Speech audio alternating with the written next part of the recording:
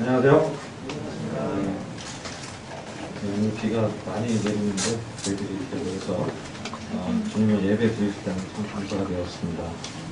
오늘 성도님들과 함께 나누고자 하는 말씀은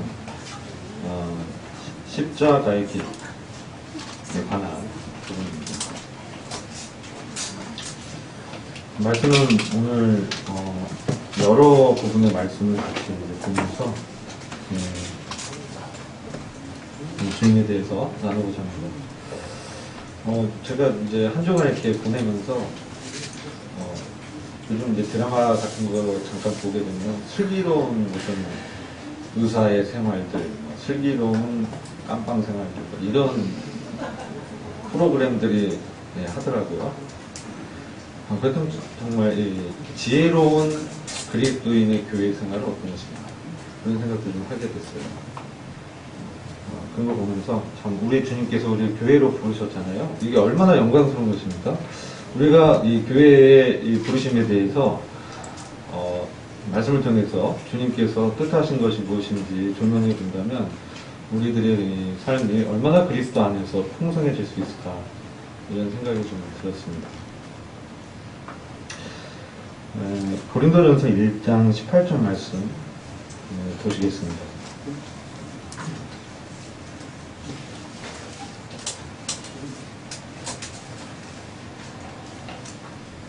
찾으셨죠? 고린도전서 1장 18절 제가 읽겠습니다. 십자가의 도가 멸망하는 자들에게는 미련한 것이요 구원을 얻는 우리에게는 하나님의 능력이라. 십자가의 도 하면은 이 도가 길입니다. 아시죠? 십자가의 길은 멸망하는 사람들한테는 미련한 것이요 구원을 얻는 우리에게는, 현재형이죠. 얻는 우리에게는 하나님의 능력이다. 이렇게 말씀하고 있습니다. 그럼 특별히 이 말씀이 정말 진리인 것을 보게 됩니다. 이 세상의 사람들이 우리 주님을 산타클로스 통해서 알죠. 예수님 산타클로스 성탄절 이렇게 압니다. 그러나 우리 예수님이, 우리 주님이 정말 주 예수 그리스도시고 살아계신 하나님의 아들이시고 지금도 우리에게 말씀하시는 그런 하나님의 아들인 것은 잘 모르고 있습니다. 십자가라고 하면 사람들이 이 교회의 상징이라고 생각합니다. 우리나라에 십자가 몇 개인지 아십니까? 엄청나게 많아요. 이 길을 가다 보면 밤중에 십자가 이렇게 불이 많이 펴 있습니다. 십자가를 세우는 게 맞는 거냐 틀린 거냐 이것은 논의로 하고요. 십자가의 길이 있다는 겁니다. 십자가의 길, 도라고 하는데 이 길도자입니다. 그래서 십자가의 도는 우리 주님이 가신 길이죠. 주님이 가신 이 십자가의 길을 보면은 세상 사람들한테는 미련한 것이에요. 지혜롭지 못한 것이고 정말 부끄러운 일이었습니다. 그래서 유대인들이 우리 주님을 로마 관원들에게 넘기잖아요. 그 군인들한테. 그런 걸 이렇게 보면서 참 자기 백성들, 자기 민족에게조차도 거절당하신 주님이셨잖아요. 근데 주님은 지금 죽으셨을 뿐만 아니라 다시 사셨다는 거죠. 다시 살아나셔서 하늘에 계시고 그리고 또한 우리 안에 성령님을 통해서 오늘 말씀하신다. 성령이 오늘 말씀하실 때 우리가 귀를 기울여서 어떤 말씀하시는지 듣기 원하는 것입니다. 세상 사람들은 이 땅에서 번성하고요. 하나님과 관계없이 살아가고 잘 되는 것을 이 세상에서 성공이라고 말을 합니다. 그러나 성경에서 말하는 성공은 그런 것이 아닙니다. 우리가 잘 알고 있는 이 창세기의 요셉의 이야기를 보면 그 요셉은 감옥에도 갇혔어요. 그의 믿음의 순수성을 입증하기 위해서 보디발 장군 잘 아시죠? 그가 팔려가서 보디발 장군의 종이 됐죠. 근데 그가 거기 인정받아서 높아졌습니다. 인정받아서. 근데 높아진 것 때문에 아주 높아진 것이 아니라 그 종들 중에서 그래도 일을 맡길 만한 그러한 책임을 얻었다는 것이죠. 근데 어느 날 계속 보디발 장군의 아내가 요셉을 유혹했어요. 근데 그것을 뿌려쳤을 때 그냥 하나님 앞에서 믿음의 행동했지만 그 결과는 어떻게 됐어요? 감옥에 갇혔다는 거죠. 모함을 받고. 얼마나 억울했을까. 근데 하나님은 감옥에서도 요셉과 함께 했다. 그래서 그가 형통했다라고 말씀하고 있습니다. 그리고 요셉이 가는 곳마다 형통했어요. 그가 비록 종이었지만 또 그 죄인으로 갇혀 있었지만은 하나님의 함께 하심으로 그가 하나님의 관점에서 형통했다. 이렇게 말씀하고 있어요. 고난 가운데 있어도 하나님과 함께 하시면 그것이 성공이라는 것입니다. 왜요? 그것은 우리가 구원을 얻는 우리에게 하나님의 능력이신 그리스도가 함께 하시기 때문에 그렇습니다. 말씀을 이제 1장 23절 보면 우리는 십자가에 못 박힌 그리스도를 전하니 유대인에게는 거리끼는 것이요 이방인에게는 미련한 것이로되 오직 부르심을 고린도전서 1장 24절입니다. 오직 부르심을 입은 자들에게는 유대인이나 헬라인이나 그리스도는 하나님의 능력이요 하나님의 지혜니라. 25절 하나님의 미련한 것이 사람보다 지혜 있고 하나님의 약한 것이 사람보다 강하니라. 형제들아 너희의 부르심을 보라. 육체를 따라 지혜 있는 자가 많지 아니하며 능한 자가 많지 아니하며 문벌 좋은 자가 많지 아니하며 하도다. 그러나 하나님께서 미련한 것들을 택하사 지혜 있는 자들을 부끄럽게 하려 하시고 세상의 약한 것들을 택하사 강한 것들을 부끄럽게 하려 하시며 이렇게 말씀하고 있죠. 여기서 유대인들은 이제 종교인들을 대표하죠. 또 헬라인은 뭡니까? 이방인들을 대표합니다. 그들에게 있어서는 그리스도는 참 아까 말씀드린 것처럼 미련하고 정말 이 저주받은 그런 십자가에 달린 죄인이었죠. 나사렛 예수 이단이었습니다. 그런데 믿는 우리에게 부르심을 입은 자들에게는 히브리서 3장 6절 보면 그러므로 함께 하늘의 거룩한 부르심을 입은 형제들아 이렇게 이제 말씀하고 있거든요. 우리의 부르심은 이 땅의 부르심이 아닙니다. 우리는 하늘의 부르심을 받은 자들이에요. 하늘의 그리스도께서 우리를 부르셨어요.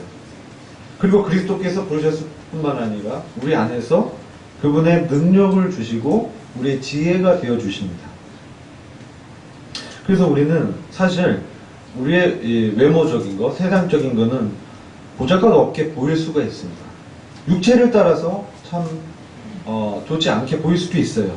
능하지 않게 보일 수 있어요. 그러나 하나님의 관점에서 어떠냐가 중요합니다. 하나님의 관점에서 그리스도께서 함께한 우리는 존귀한 성도고 우리가 비록 어려운 당한지라도 그 가운데서 그리스도께서 함께 하심으로 그것을 이기게 하시죠. 이게 하나님께서 그리스도 통해서 우리에게 지혜를 주시기 때문에 그 순간에 우리 주님을 경험할 수 있고 주님께서 우리를 통해서 높아지시고 우리의 이 예배가 무엇입니까? 우리가 주님을 높이는 게 예배인데 오늘 아침에 와서 저희들 예배 드렸습니다. 근데 이것은 공적인 예배입니다. 그래서 사실 생활 가운데서 예배자로 부르심을 받은 사람으로 날마다 우리 주님을 높이는 삶의 예배도 중요합니다. 그래서 우리가 정말 그리스도의 이 능력으로 사는 게 어떤 것인가 이런 것들을 또 교회 생활 가운데서 어떻게 이런 것들을 살아낼 수 있는가 이런 부분을 좀 하고자 하는 것입니다. 우리가 이 영광을 좋아합니다. 영광을 좋아해요. 영광 싫어하는 사람 있습니까? 높아지는 거 좋아하잖아요. 그런데 로마서 8장을 보면은 정말 하나님의 아들들로 영광을 받으려면은 그리스도와 함께 고난을 받으라고 되어 있어요. 굳이 찾아보지 않겠습니다. 너무나 자주 저희들이 읽었던 말씀이기 때문에. 그런데 우리는 참 고난을 받기를 싫어합니다. 고난 받으면 마치 내가 벌 받는 것 같아요. 내가 뭔가 잘못한 것 같아요. 근데 그렇지 않답니다.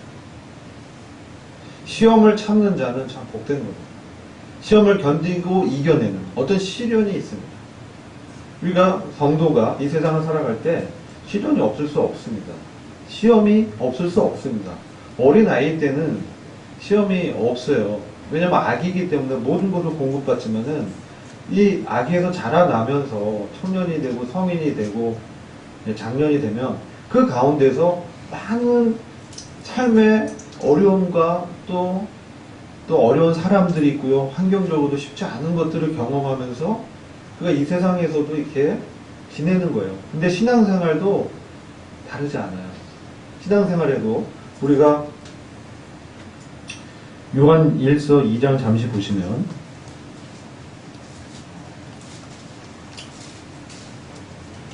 13절 14절 보시겠습니다. 12절부터 읽겠습니다. 거기 요한 1서 2장 12절 자녀들아 내가 너희에게 쓰는 것은 너희 죄가 그의 이름으로 말미암아 사함을 얻으며. 이 사도 요한이 교회에 이 편지를 쓰는데 이 자녀들아 이렇게 말씀하죠. 자녀들아 그리스도 안에서 태어난 사람들이에요. 뭐 다른 표현은 있긴 하지만 자녀들아, 뭐 영어로 children 이렇게 얘기하겠죠. 자녀들아, 하나님의 자녀들은 어떤 사람이냐? 죄 사함 받은 사람. 영적으로 죄 사함 받은 사람 하나님의 자녀라고 합니다. 그래서 너희 죄가 그의 이름으로 말미암아 예수님의 이름으로 말미암아 사함을 얻었으며. 그 다음에 13절 보면 아비들아 이렇게 얘기해요. 영적인 아비들은 누구냐?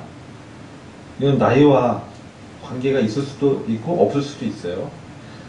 영적인 아비들은 내가 너에게 쓰는 것은 너희가 태초부터 계신 이를 알며. 태초부터 자기를 부른 하나님과 관계와 교제를 하는 거예요. 그 태초에 하나님의 경륜을 이해하고 그것을 사는 것이죠. 이게 이제 영적인 아비들입니다. 청년들아 내가 너희에게 쓰는 것은 너희가 악한 자를 이겼습니다. 영적인 청년들은 영적 전쟁에서 악한 자를 이긴 사람입니다.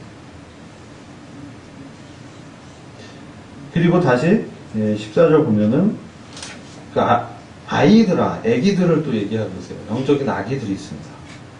아버지를 내가 너희에게 쓴 건 너희가 아버지를 알았습니다. 아버지를 이제 아는 사람.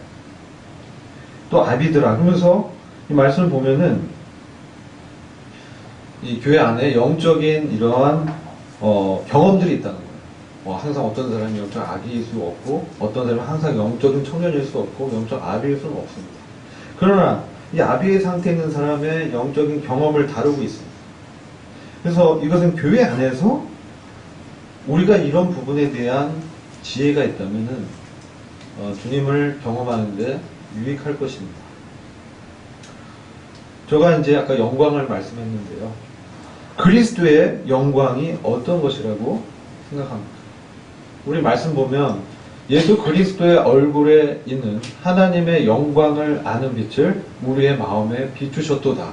이런 말씀이 있습니다. 그리고 질그릇 가운데 보화 같은 그리스도가 우리 안에 계시다라고 이제 말씀하는데 우리는 예수님의 영광을 교회 생활을 통해서 이제 보게 됩니다. 요한복음 이 17장 22절을 보시겠습니다.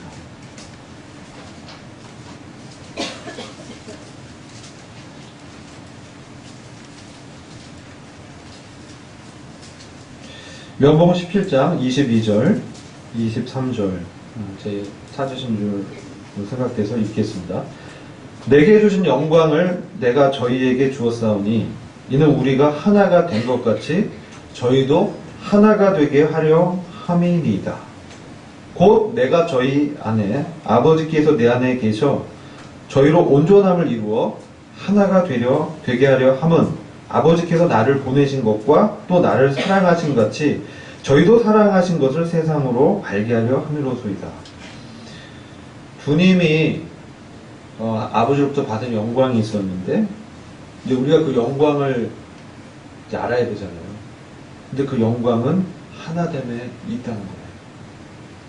영광은 연합에 있습니다. 아버지가 아들 그리스도와 하나가 되셨어요. 그래서 아버지가 가셨던 그 태초부터 계셨던 그 영광을 아들에게 주셨습니다. 그리고 우리 안에서 그것을 보여주시면서 우리 안에라는 것은 그리스도 예수 안에 혹은 교회 안에. 왜요? 교회는 그의 몸입니다. 그리고 우리는 그분의 지체라고 되어 있어요. 그래서 우리가 주님의 영광을 교회 안에서 볼 수 있도록 하신 거예요. 그래서 우리는 교회 생활이 매우 중요한 거예요. 교회 밖에서는 주님의 영광을 사실 깊게 볼 수가 없어요. 표면적으로 볼 수 있는데, 그러나 깊게 주님이 경륜적으로 보여주고자 하신 아버지와 아들 간의 연합에서 나오는 그 영광은 볼 수가 없어요. 요한복음 17장 24절 읽겠습니다. 아버지여 내게 주신 자도 나 있는 곳에 나와 함께 있어 아버지께서 창세 전부터 나를 사랑하심으로 내게 주신 나의 영광을 저희로 보게 하시기를 원하옵나이다. 나 있는 곳에 나와 함께 있어. 여러분 주님과 함께 계신가요? 저 개인적으로 물어봤어요. 내가 주님과 함께 있는 건가? 여러분 어떻게 생각하십니까? 주님과 함께 계신가요? 네, 어떻게 주님과 함께 있을 수 있죠? 믿음으로. 믿음으로 우리는 그리스도와 함께 있습니다. 근데 처음에 이제 그 부분만 이제 생각이 됐어요. 근데 우리가 주님이 있는 곳에 함께 있다는 게 뭘까? 주님이 내가 지금 하늘에 있는 건가? 우리 에베소서 2장에 보면은 우리 주님께서 승천하시면서 부활하고 승천하시면서 믿는 우리를 그리스도 예수 안에서 하나님과 함께 하늘에 앉히셨다 라고 교회의 위치를 보여줍니다. 그렇죠? 굉장히 추상적이에요. 하늘에 내가 앉혀진 존재야. 처음에 생각이 너무 뿌듯했어요. 나 같은 죄인을 주님이 깨끗게 하셔서 하늘에 앉히셨다니 너무 놀라웠어요. 근데 그것이 정말 어떤 의미인지를 교회 생활을 통해서 하나님이 설계하셨다는 거죠.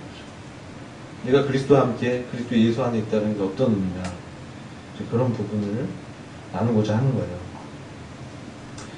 요한복음 17장 26절 보면 이렇게 말씀하고 있어요. 내가 아버지 이름을 저희에게 알게 하였고 또 알게 하리니 나를 사랑하신 사랑이 저희 안에 있고 나도 저희 안에 있게 하려 함입니다. 오늘 저는 이 말씀에서 약간의 힌트를 얻었어요. 그리스도 예수 안에 있다는 게 무엇인가? 하나님 아버지의 사랑 안에 있다는 거예요. 하나님 아버지의 사랑이 예수님을 통해서 우리에게 쏟아 부어진 거예요. 이게 굉장히 처음에는 그렇지 이렇게 그냥 머리로 이해를 했어요. 근데 이제 저희들이 아침에 성만찬을 뜨고 생활하면서 또 신앙생활 이렇게 해오면서 제가 신앙생활 한 거 보니까 교회 나간 지가 45년 됐더라고요. 7살 때부터 나왔단 말이에요.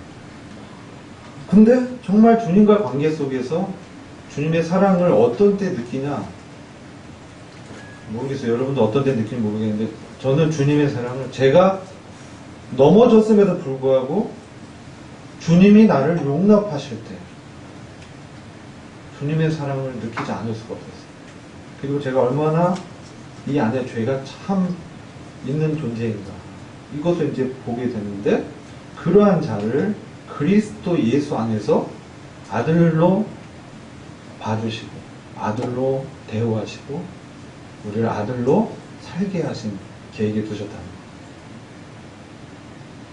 그래서 그 사랑을 생각하면 할수록 나 같은 죄인을 용납하신 그 은혜로운 아버지 앞에 어떻게 돼요? 엎드려서 경배드리지 않을 수 없는 거죠. 그분을 높이지 않을 수가 없는 것입니다. 그분의 말씀을 따르지 않을 수가 없는 것입니다. 그게 로마서에서 말씀하는 그분의 은혜가 나를 통치하는 거예요. 은혜가 의로 말미암아 우리를 다스린다고 했습니다. 은혜는 우리에게 참 필요한 게 의로움인데요. 우리가 없잖아요. 우리가 의롭지 못합니다. 근데 우리에게 의로움을 주셨어요. 그리고 우리를 의롭게 살게 하셨다는 거죠. 그걸 생각할 때 그 하나님의 사랑, 내가 넘어지고 엎어지고 정말 이게 무슨 돼지가 다시 그 오물탕에 빠진 것처럼요.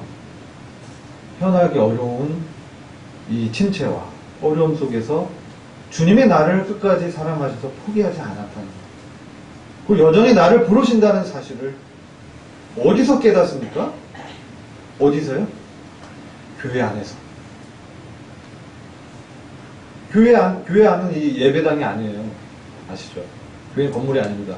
우리의 관계 속에서, 우리의 사귐 속에서 주님이 나를 놓지 않고 있다는 사실을 알게 됐을 때, 그 주님 앞에 엎드리게 되는 거죠. 아버지 감사합니다. 저 같은 주에는 용납해 주시다니. 주님 사랑합니다. 이게 우리가 나 있는 곳에 너희들도 함께 있게 하시겠다. 아버지의 그 사랑 안에 우리를 용납하신 그분의 은혜를 생각할 때 우리가 바로 영광의 먼지를 이제 조금씩 맛을 보게 된다는 것이죠. 영광은 어디 있었어요? 십자가의 길에 있었어요. 우리가 사실 십자가의 길 하면은 참 추상적이에요. 근데 주님이 그래서 이걸로 알기 쉽게 말씀해 주셨는데, 여러분 이제 누가복음 9장을 보면 누가복음 9장 23절 잠깐 보시겠어요?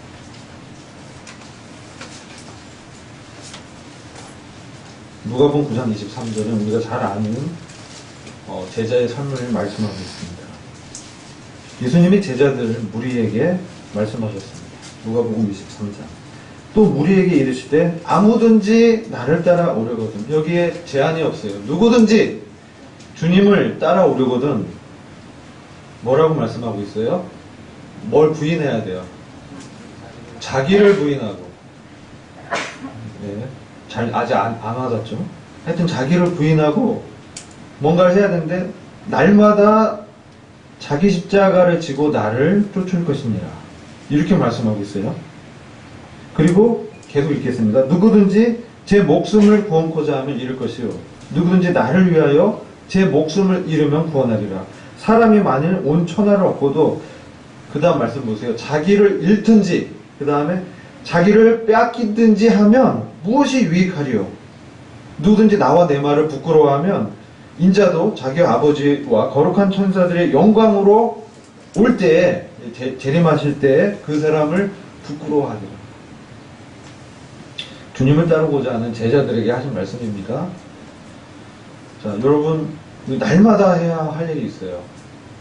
날마다 복음을 전해야 하지만 우리가 날마다 해야 될 일이 뭐냐? 주님이 매일 하라고 한 말씀이 있어요. 매일 하라고. 매일 이걸 해야 돼요. 주님 말씀이에요. 뭐예요? 나를 부인하고 십자가를 지고 주님을 쫓는 거예요. 이건 날마다 하라고 말씀하고 있어요. 그러면서 목숨을 구원코자 하면 이런 말씀이에요. 목숨은 뭐냐면 목숨은요 혼입니다. 혼. 영어로 soul로 돼 있어요. 원어 의미를 말씀드리는 거예요. 근데 그 푸시케라고 돼 있는데 그것을 생명으로 번역하기도 하고 호흡으로 번역하기도 하고요. 혼으로 번역하기도 합니다. 같은 말이에요. 내 인격, 내가 구원받으려면 이거는 내 영혼이 천국에 가는 얘기를 하는 게 아니에요. 우리 이미 구원받은 제자예요. 이거는 뭐냐? 그리스도 안에서 그 영광에 참여하는 겁니다. 그리스도 안에 영광에 참여하는 그 제자의 삶으로 우리를 부르신 거예요. 이게 하늘의 거룩한 부르심을 입은 형제들아 하고 말씀하는 거예요. 그리스도 안에서 그 영광에 들어오라는 거죠. 주님이 먼저 그 길을 가셨습니다. 그게 십자가의 길입니다. 그때 어떠셨습니까? 예? 겟세마네 동산에서 3번이나 잔을 거절하셨어요. 근데 자기를 부인하시죠. 내 뜻대로 마옵시고 아버지 뜻대로 하옵소서. 그 주님을 아버지를 높인 거죠. 그 영광스럽게 드린 거예요. 내 뜻을 내려놓는 거. 이게 자기를 부인하는 거예요. 어떨 때 생각날 때마다 아니에요. 날마다 여러분 성경 말씀 날마다 읽으시죠. 그러면 날마다 나를 부인하는 거예요. 주님이 가신 십자가의 길로 우리를 부르셨다는 거예요. 이게 거룩한 부르심이에요. 이게 하늘의 부르심이에요. 이 세상의 어떤 가치관도 하나님의 사랑에 비할 것이 없습니다.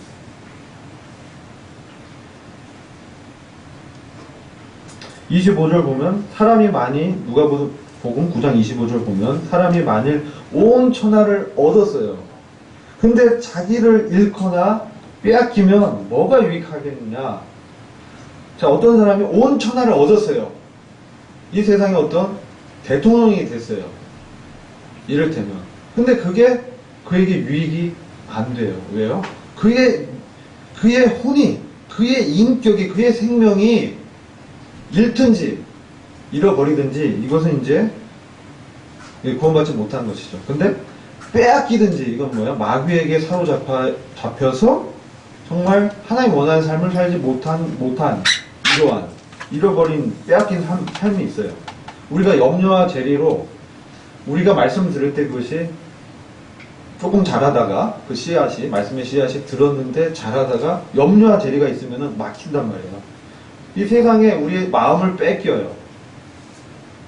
이거는 우리한테 유익하지 않다는 거죠. 우리가 집중해서 깨어서 말씀을 들어야 돼요. 실제로 몸을 들여서 들어야 돼요. 여러분.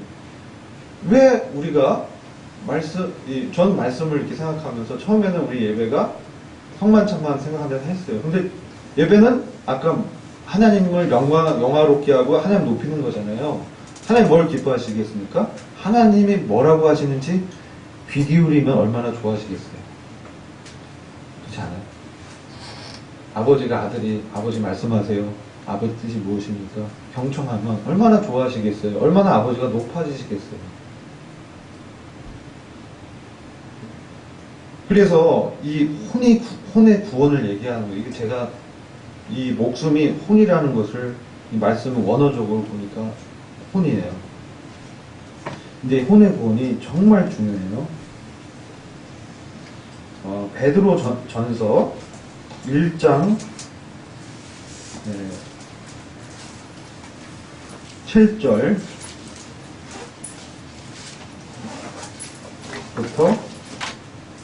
보겠습니다. 베드로가 이 고난 가운데 있는 이 성도들에게 보낸 편지입니다. 베드로전서 1장 7절. 너희 믿음의 시련이, 우리 믿음이 시험을 받아요. 마귀가 혹은 환경이 또 나 안에 육체의 정욕이 나를 시험해요. 근데 이런 믿음의 시련이 있습니다. 우리 믿음이 정말 주님과 관계 속에서 주님을 신뢰하고 있는지 이것을 이제 시험하는 거죠. 그래서 불로 연전하여도 없어질 금보다 더 귀하여 예수 그리스도에 나타나실 때에 칭찬과 영광과 존귀를 얻게 하려 함이라. 이렇게 말씀하고 주님이 재림하실 때 우리로 하여금 주님의 영광 가운데 참여하고 주님과 함께 그 존귀를 얻게 하기 위해서 또 주님으로부터 칭찬을 듣게 하기 위해서 우리의 지금 이 땅에서는 우리의 믿음이 시험을 받는 거예요. 그게 고난 가운데서 타협을 하면 시험에서 지는 거죠. 근데 그것이 아니라 어려운 가운데 우리가 편하고 뭐 이런 것도 시험이에요.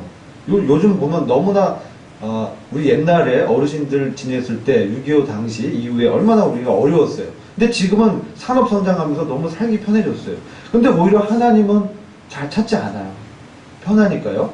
이것도 우리의 영적인 시험이에요. 육체적인 시험은 아닌데 영적인 시험 가운데 있는 거죠. 그리고 철학과 사조도 다 뭡니까? 후기 현대주의라고 포스트 모더니즘. 이건 뭐냐? 이것은 한마디로 하나님이 없다라는 거예요. 한마디로 하나님 없다. 그 사상이에요. 너도 맞고 당신도 맞고 당신의 말도 맞고 예? 불교에도 천국에 갈 수 있고 뭐 이런 식이에요. 이 포스트 모더니즘의 실체예요. 마귀적인 것이죠. 자, 이러한 상황에서 믿음의 시련이 있어요. 편안한 가운데도 있고 정말 궁핍화 가운데서도 믿음을 지켜야 하는 우리 선교 중국 같은 게 얼마나 어렵습니까? 거기서 지하교회에서 주님을 섬기는 거 이런 시련이 있어요. 그런 가운데서 있을 때 1장 8절 보면 그런 가운데서 예수를 너희가 보지 못하였으나 사랑하는도다. 여러분 예수님 보셨나요? 못 봤죠. 근데 이 말씀을 통해서 우리가 예수님을 보는 거예요.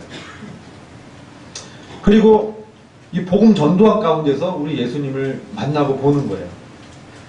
그랬을 때 우리 예수님을 우리가 느끼고 그분의 사랑을 알게 됐을 때 우리가 어떻게 됩니까? 그분을 사랑하게 되는 것이죠. 아까 이제 잠깐 이제 말씀드렸지만 죄인을 용납한 그분의 사랑을 생각할 때 어떻게 되냐? 예수님을 사랑하지 않을 수 없게 되는 거죠. 이게 성도가 그렇게 될 수밖에 없어요. 그분의 사랑을 알게 됐을 때 우리 어떻게 되느냐?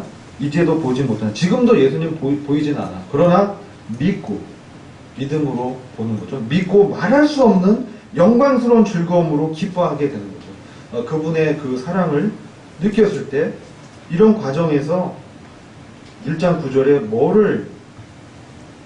뭐가 이제 목적이냐면은 믿음의 결국, 여기가 중요합니다. 조심하면 안 돼요.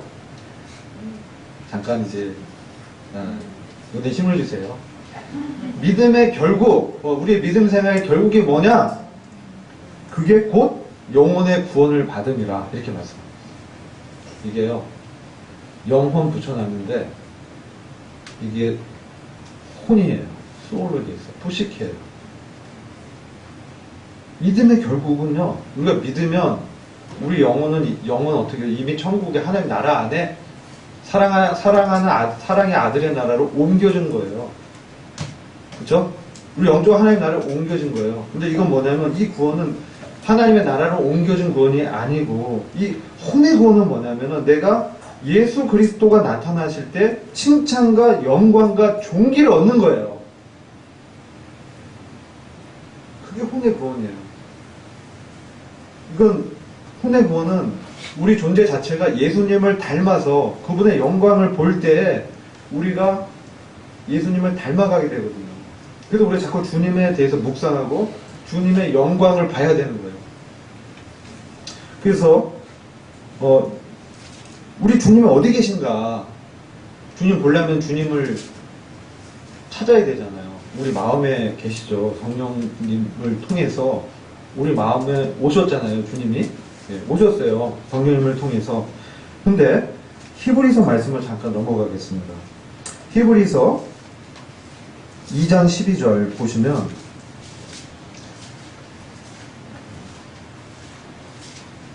10절부터 연관성이 있어서 제가 10절부터 읽겠습니다. 만물이 인하고 만물이 말미암은 자에게는 많은 아들을 이끌어 영광에 들어가게 하시는 일에 저희 구원의 주를 고난으로 말미암아 온전케 하심이 합당하도다.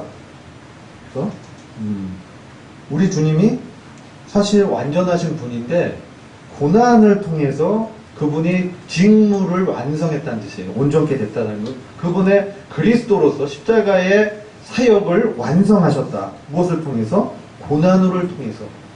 그리고 그것을 통해서 순종함을 배워서 우리에게 모본이 되셨어요. 우리가 그 길, 십자가의 길, 영광의 길을 갈 수 있도록 보여주신 거예요. 그래서 여기서 멈춘 게 아니라 주님이 지금 히브리서 2장 11절 보면 거룩하게 하시는 자와 거룩하게 함을 입은 자들이 다 하나에서 난지라.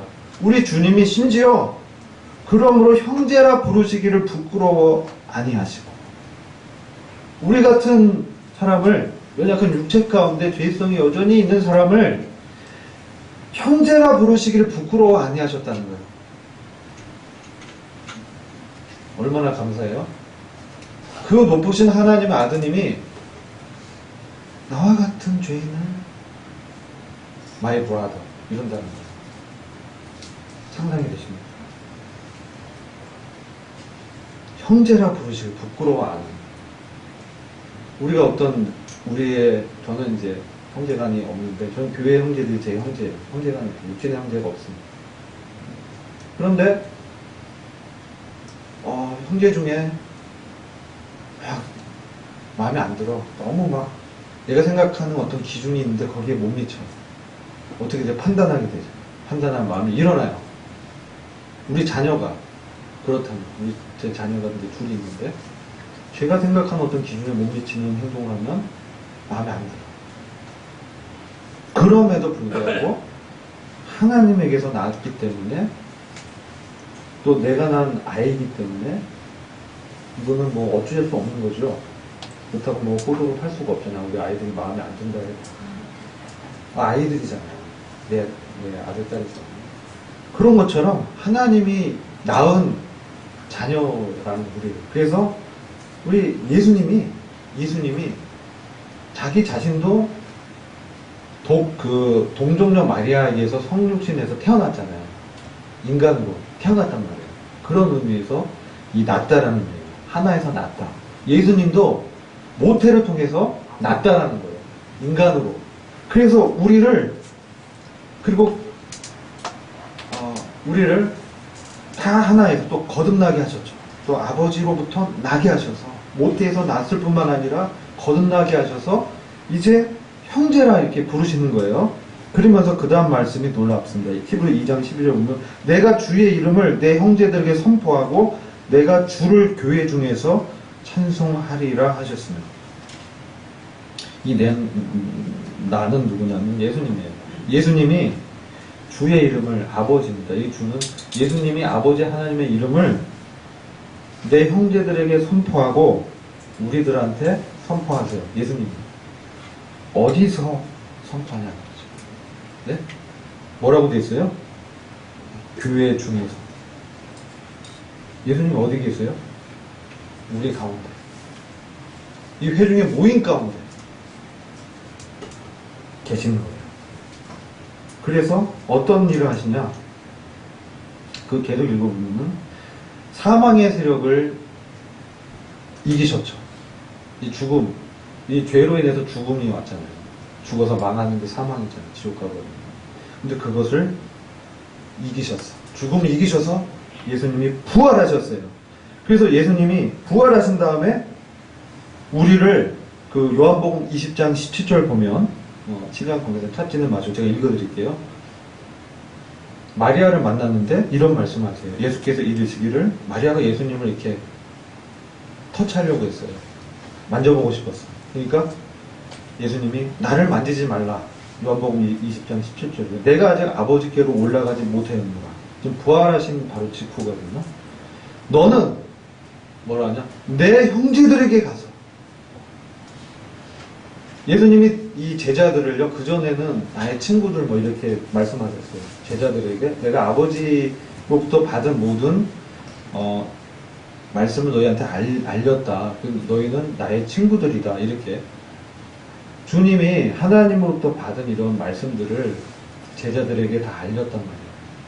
하나님의 비밀이라는 것들을 다 알려주셨어요. 십자가의 비밀을 다 알려주셨어요. 그래서 그들은 내 친구들이야. 이렇게 얘기하셨어요. 근데 부활하신 이후에는 예수님이 십자가에서 죽으시고 부활하신 이후에는 친구라고 한 게 아니고요. 내 형제들이라고 한 거예요. 부활하신 그리스도께서 이제 우리를 형제들이라고 부르시고 내 아버지가 곧 너희 아버지다. 내 하나님이 곧 너희 하나님이라고 말씀하신 것이죠. 제가 이 말씀을 왜 드리냐면 우리가 부활하신 그리스도와 연합한 거예요. 우리가 믿음으로. 그러면 우리가 그리스도와 한 형제된 자들이죠. 우리가 감히 예수 형님 이렇게 못 불러도요. 예수님이 우리를 형제라고 보시는 거예요. 우리 예수님한테 주님 하잖아요. 예수님한테 형 하진 않아요. 그쵸? 근데 예수님 우리한테 나의 형제야. 이렇게 한다는 거예요. 그러면서 받아주시는 거죠. 그런데, 이런 관계가 주님과 우리만의 관계가 아니고요. 우리들 간의 관계에서도 확장이 돼야 돼요. 아시겠죠? 제가 이제 요한일서 2장에서 아비들, 애기들, 청년들 말했잖아요. 교회 안의 소속 구성원의 영적인 상태에 따라서 그렇다는 거예요. 영적으로 아기도 있고요. 영적으로 자녀도 있고요. 영적으로 청년도 있고, 영적으로 아비들이 있어요. 그럼 이런 부분들에서 우리가 그걸 잘 이해해야 사랑으로 품을 수가 있는 거예요. 왜 저 형제 왜 저래? 이렇게 하면 안 되는 거예요. 저도 그런 오류를 많이 범했는데 생각해보니까 저는 더 안 좋은 사람이죠. 그리고 제가 더 안 좋았고 더 실패하고 더 죄를 지었는데 주님이 나를 여전히 너를 사랑한다. 너는 나의 형제다. 이렇게 해주시는 주님을 위해 사랑을 보게 되는 거죠. 베드로가 언제 회복됐습니까? 베드로가 네? 물고기 잡으러 갔잖아요. 예수님이 몇 번 나타나서 베드로를 만났습니다. 부활 이후에. 근데 그래도 베드로는 물고기 잡으러 갔어요. 왜 그랬을까요? 네? 왜 그렇게? 저는 베드로가 그 열정적인 사람이, 그 주님의 수제자였던 사람이 왜 그랬어요? 자기는 예수님을 3번이나 부인했거든요. 그러니까 도저히 예수님 앞에 나설 어떤 용기가 없었어요. 그러니까 예수님이 요한복음 21장 이렇게 뒷부분 보면은, 베드로야, 내가 너를 사랑하냐? 몇 번 물어보세요. 3번 물어보세요. 베드로 마음이 어떻겠어요? 정말 어디 가서 숨고 싶었을 거예요. 그러니까 마지막에는 내가 주님을 사랑하는지 주님이 아십니다. 이렇게. 베드로가 주님을 사랑했습니다. 근데 그의 육체가 연약해서 넘어진 거예요. 우리도 육체가 연약합니다. 그래서 우리가 육체의 연약 때문에 실수도 하고 실패하다 하고 넘어져요. 그 어떤 영적인 상태에서 어려움을 당할 때 많아요. 그랬을 때 우리 그 내로남불이란 말이 있는데, 남이 하면 불륜이고요, 자기가 하면 로만스라고 생각해요. 이게 정말 저한테 믿더라고요. 내가 실수하고 실패한 거는 그래 뭐 이제 연약해서 이렇게 생각하는데, 남이 다른 형제가 넘어지는 거는 가혹하게 비판하는 경향이 있더라고요. 근데 주님은 너는 더한 자라. 그러면서 주님은 주님의 사랑이 어떤 것인지 이렇게 보여주시는데, 골로새서 1장 18절 좀 보시겠습니다. 골로새서 1장 18절.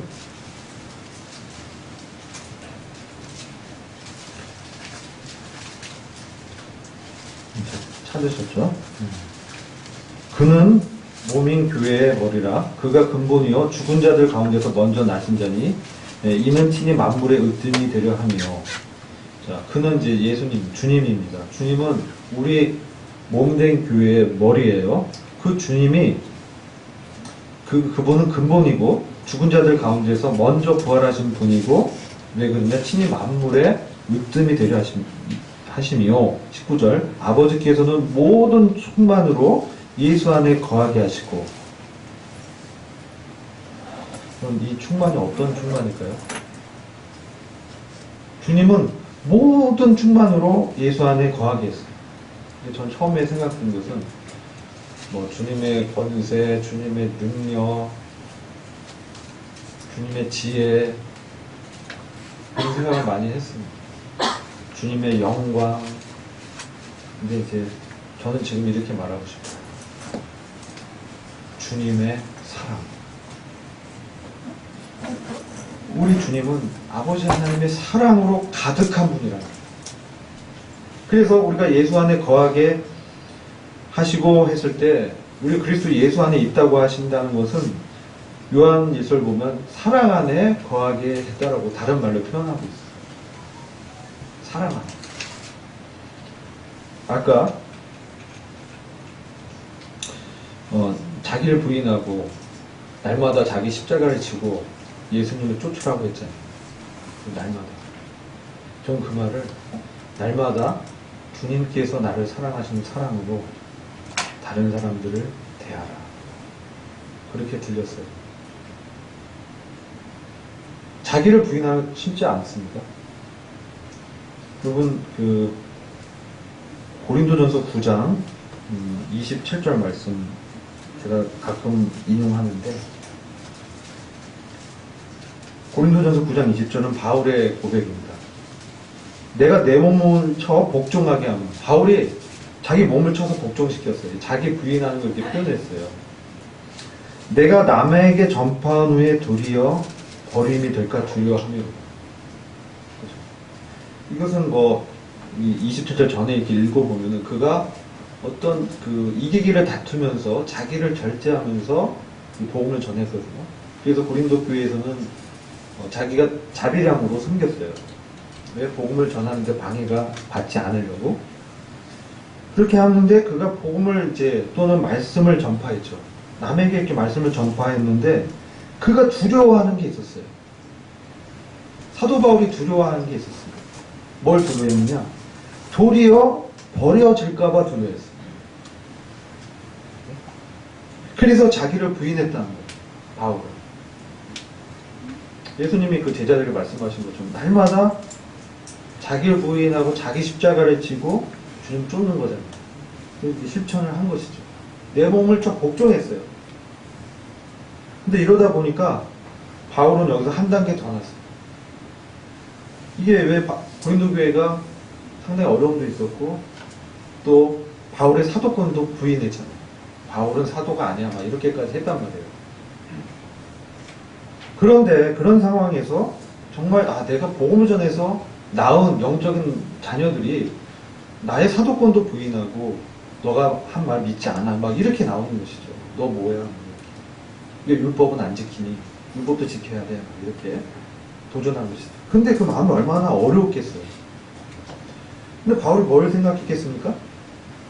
자기가 스데반을 죽일 때 그 스데반이 한 기도, 아버지요, 저들을 용서해 주십시오.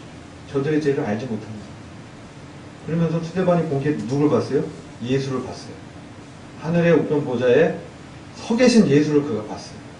주님을 딱 보니까 그 영광에 자기가 압도된 거죠. 그 주님의 자기를 보시기 위해서, 자기에게 힘을 주시기 위해서 지금 순교하기 직전이잖아요. 돌로 막 맞고 있는 그 순간에 스데반이 주님을 봤단 말이에요.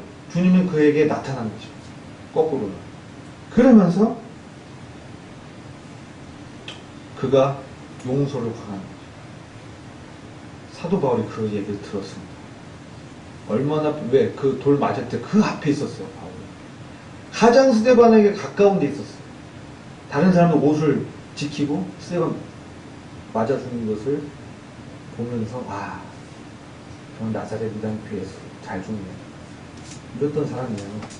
근데 이 사람이 이제 회심해서 다메섹에서 예수님을 만난 다음에 그가 이제 왜 주님을 만나는 광경도 굉장히 이 스팍테클하고 정말 이 드라마틱해요.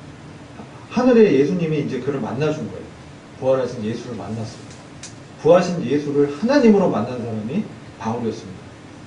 그래서 이제 그런 자에게 하나님의 일을 맡기잖아요. 예? 사도를 하도록 해주잖아요. 얼마나 그가 도저히 자기는 그걸 감당할 수 없는 사람입니다. 그러면서 바울이 자기를 이렇게 돌아보니까 자기 매일 그런 이제 자기 옛날에 그런 그런 육적인 게 일어날 때마다 어려웠던 거죠. 그래서 어땠으면 그 바나바와 마가 요한을 데리고 간 데 있어서 그게 발동했단 말이에요. 어떻게 했어요? 자기를 청거한 바나바하고 엄청나게 이제 싸웠어요. 그리고 헤어져 버렸어요. 그렇게 굉장히 강한 사람이에요. 근데 그것이 이제 점점 주님 안에서 다듬어지는 거죠. 자기 몸을 매일 복종했어요. 근데 더 나아가서는 어떻게 됐냐? 고린도후서 4장 10절에 가면 이게 고린도 전서인데 후서 좀 더 시간이 지났어요. 이제는 어떻게 됐냐 바울이 이 날마다 하는 게 부족해요. 매일 하긴 했는데 고린도후서 4장 10절을 보면 그 고린도 교회 성도를 받기 위해서 어떻게 했냐? 4장 10절 보시면 우리가 항상 예수 죽인 것을 몸에 짊어지는 예수의 생명도 우리 몸에 나타나게 하려 합니다. 우리 산자가 항상 예수를 위하여 죽음에 넘기우면 예수의 생명이 있던 우리 죽을 육체에 나타나게 하려 함이니라. 그런즉 사망은 우리 안에 역사하고 생명은 너희 안에서 하느니라. 그가 날마다 죽었는데 자기를 부인했다 이 얘기예요. 자기의 그 기준과 자기 높은 얼마나 기준이 높겠어요. 사도 바울이 가말리알 문파에서 최고의 교육을 받았고 주님으로부터 직접 계시를 받았고 그 받은 은사도 너무 많아서 자고할까봐 사단의 가시도 있고 얼마나 기준 높은 사람이에요. 그런데 지금 어떻게 하냐? 그분 고린도 교회 성도를 받기 위해서 이제 날마다가 아니라 어떻게 해요? 매 순간 그 자기의 일어나는 그 자기 육신이 있었다는 거죠. 자기 생각이 있었다는 거죠. 그것을 매 순간 주님 앞에 내려놨다는 거예요. 항상. 이게 항상 십자가의 길을 갔다는 얘기예요. 날마다가 아니라 매 순간 바울은 항상 예수 죽인 것을, 어떤 성경은 예수 죽은 거 있겠는데, 이거는 우리 개혁은 번역을 더 잘한 것 같아요. 예수를 자기가 죽였거든. 자기가 찔렀거든요. 여러분, 우리가 2000년 전에 예수님을 안 찔른 것 같아요? 예수님 왜 죽으셨는데요? 우리 죄 때문에 예수님이 찔리셨단 말이에요. 그 얘기는 우리 죄가 예수님을 찔른 거예요. 그래서 항상 우리는 내가 예수님 그 하나님 아들을 죽인 자구나. 매 순간 나한테 이 죄가 있구나. 그걸 봤던 거죠. 그러니까 바울이 나는 죄인 중에 괴수야. 그렇게 얘기한 거예요. 노년에. 더 깊이 깨달은 거죠. 예수님을 섬긴다는 거는 이런 거를 바울이 보여주고 있어요. 우리가 우리를 자랑하고 우리를 높이는 게 아니라요. 주님을 자랑하고 주님을 높이는 거예요. 그러니까 우리 신앙생활 할수록 나는 죽고 주님을 높이는 거예요. 그러기 위해서 항상 예수를 내가 죽인 자라는 것을 몸에 짊어져야 됩니다. 내가 그런 자였지. 내가 그렇게 사랑이 없는 자였지. 나는 예수님의 사랑 없으면은 지금 여기에 설 자격이 없는 자지. 이렇게 이제 고백하게 되는 것이죠. 그렇게 됐을 때 사망은 우리 안에 역사하고 생명은 우리 성도들한테 역사하게 됩니다.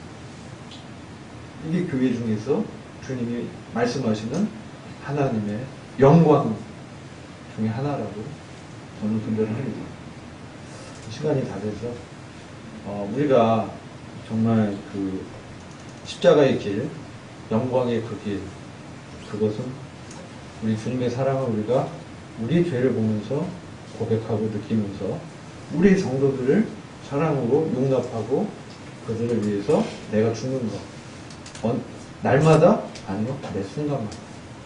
육신이 일어나는 것. 저와 여러분이 그런 그 매 순간 주님을 이렇게 높이고 예수 죽인 것을 몸에 짊어져서 예수님의 사랑이 우리를 통해서 나타나게 되는 그런 사람들이 되기를 원합니다. 기도하겠습니다. 주님 참 감사합니다. 저희들의 연약한 모습을 주님 잘 아시고 다 갚아주시고 이제 우리 안에 사시면서 우리를 참 통해서 주님이 나타나게 원하시는 주님의 그 뜻을 보게 됩니다. 저희들이 부족하지만 주님을 사랑합니다. 또 저희들이 연약 가운데서 주님이 참 높아지길 원합니다. 주님 참으로 감사를 드리었고 우리 예수 그리스도의 귀하신 이름으로 기도했습니다. 아멘.